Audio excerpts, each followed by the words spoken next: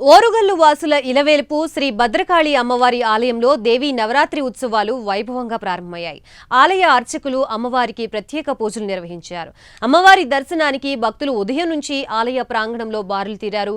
బాల త్రిపుర సుందరి అలంకరణలో కొలువు తీరిన అమ్మవారిని భక్తులు దర్శించుకుని మొక్కులు చెల్లించుకున్నారు. ఉత్సవాల్లో పాల్గొనే భక్తులకి ఎలాంటి ఇబ్బందులు తలెత్తకుండా అన్ని ఏర్పాట్లు చేసినట్లు ఆలయ కార్యనిర్వహణ అధికారి తెలిపారు. దేనికైతే పుట్టుక ఉంటుందో దానికి సాగు ఉంటుంది. సనాతన ధర్మానికి పుట్టుక అనేది లేదు కాబట్టి సాగు అజరామరమైన దీని యొక్క పరమోత్కృష్టమైన లక్ష్యం సర్వే భద్రాన్ని పశ్యంతు మాగశ్చిత్ అందరూ క్షేమంగా ఉండాలి, ఎప్పుడూ దుఃఖపడకూడదు.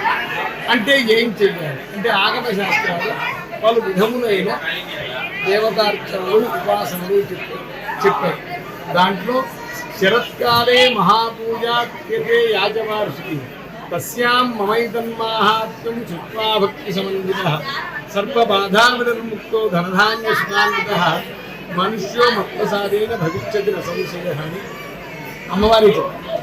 కాబట్టి ఈ శరత్కాలంలో ఆశ్చర్య మాసంలో ఆశ్చర్య ప్రతిపత్తి ఈ రోజు నుండి 9 రోజుల పాటు అమ్మవారి నవరాత్రులు జరుగుతాయి. ఈ 9 రోజులు సాధకులంతా భగవన్ నామస్మరణతోటి సమయాన్ని వృధా చేయకుండా భగవన్ నామస్మరణతోటి దేవతా